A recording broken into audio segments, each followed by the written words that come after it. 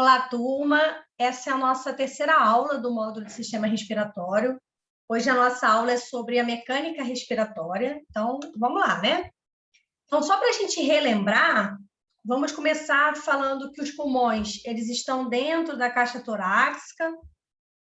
Nós também temos os músculos acessórios, destacando o diafragma, com as inserções no oitavo par de costelas verdadeiras, e também os forames, que é para a passagem das veias, né?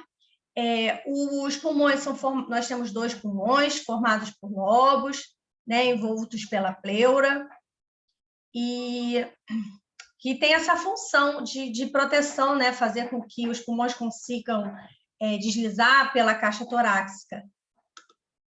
Bem, agora vamos falar sobre ventilação. A ventilação é o processo de entrada e de saída de ar das vias respiratórias. Então, com o aumento do volume torácico, reduz a pressão nos alvéolos, e o ar, então, ele é drenado para dentro dos pulmões. Então, durante a inspiração, que é a expansão da caixa torácica, né, de levar o ar para dentro, pela contração do diafragma e dos músculos intercostais externos, e na expiração, que é levar o ar para fora, a caixa torácica ela se contrai e a gente tem o relaxamento do diafragma e também dos músculos intercostais externos, tá bom? Bem, o processo mecânico, tanto de entrada quanto saída de ar das vias respiratórias, é chamado de ventilação, como nós falamos, e esse processo ele ocorre através de uma bomba de sucção, né, com a contração diafragmática, que gera uma pressão negativa dentro da caixa torácica, e o ar, então, é inalado pelas vias aéreas superiores até chegar aos pulmões. Bem,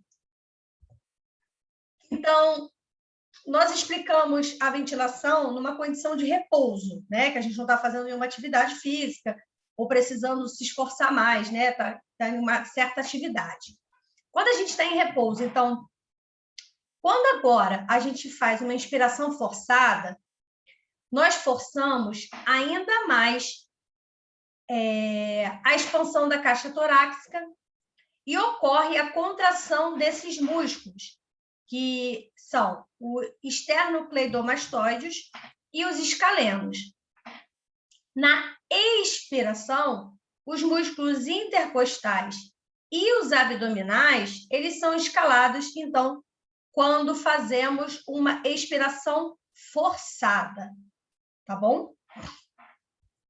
Bem, na ventilação, tem um trabalho contra forças que se opõem ao enchimento pulmonar, e essas forças são a resistência da elasticidade dos pulmões, a resistência das vias aéreas ao fluxo de ar, e em relação ao gasto energético, bem, durante a ventilação normal, nós temos cerca de 3 a 5% do metabolismo, numa ventilação normal. Agora, durante um exercício físico, esse gasto ele aumenta 50 vezes mais do que durante uma ventilação normal. Bem, para medir o volume pulmonar, utiliza-se um aparelho que é chamado de espirógrafo. A espirometria, ela mede a quantidade de ar que uma pessoa é capaz tanto de inspirar como de expirar a cada vez que respira. Então, o paciente, ele enche os pulmões de ar e assopra esse aparelhinho com força, como a gente vê aqui. Então, é avaliada a função pulmonar do paciente. A gente consegue avaliar durante a inspiração e expiração o volume de ar que é sugado ou que é posto para fora, tá? Bem, a inspiração é o processo de sugar o ar para dentro do organismo para depois liberar para fora. para fora do corpo através da expiração, realizando, então, um ciclo respiratório. São 4 volumes respiratórios, tá? O primeiro volume é o volume corrente, que é o volume que se move durante uma única respiração. Nesse volume corrente, nós temos cerca de 400 a 500 ml de ar. O volume de reserva inspiratória, que é na inspiração forçada, a gente tem um volume de cerca de 3.000 ml. Um homem com peso com mais ou menos 70 quilos. E um volume de reserva expiratória, numa expiração forçada, que é de 1.100 ml. Tá? O volume residual ele é de 1.200 ml e no total nós temos, então, 5.800 ml.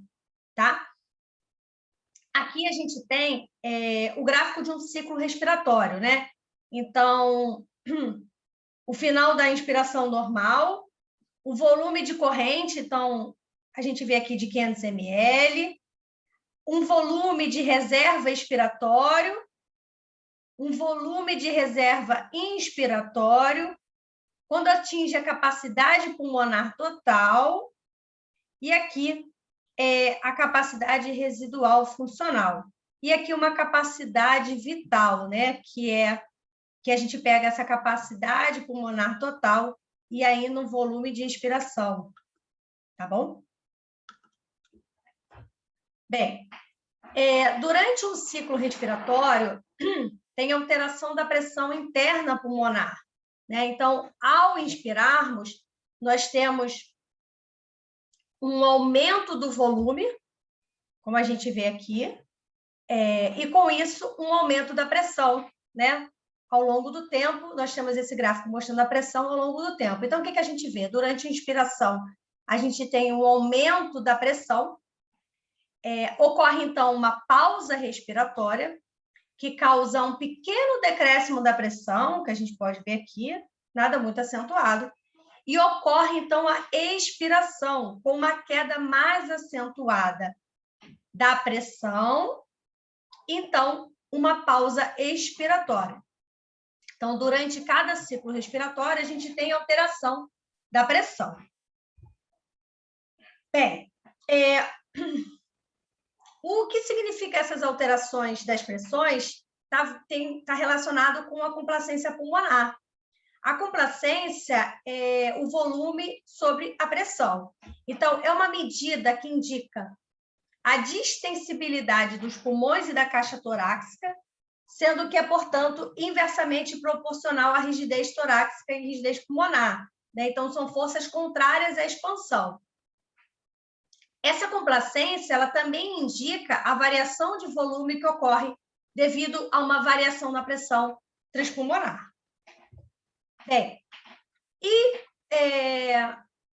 os corpos elásticos, eles apresentam uma relação linear, como a lei de Hooke, que é uma lei física que determina a deformação sofrida por um corpo elástico através de uma força.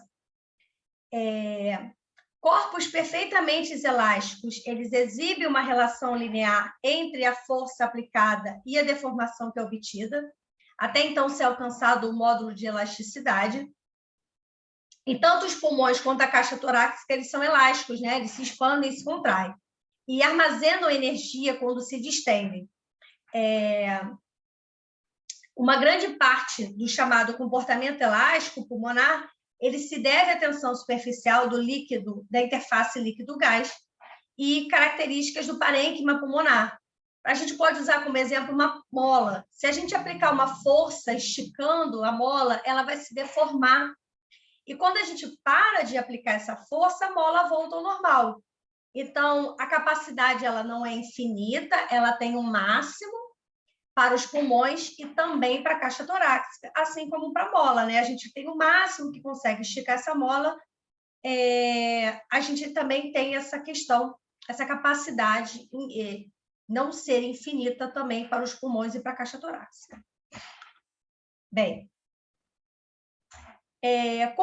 o que pode diminuir a capacidade de extensão do pulmão, né? Então, no caso de uma complacência diminuída, temos alguns exemplos, como as cicatrizes no tecido pulmonar, como o que ocorre na tuberculose, um tecido pulmonar cheio de líquido, no caso de um edema pulmonar, e também uma produção deficiente de surfactante. Isso também influencia na complacência pulmonar.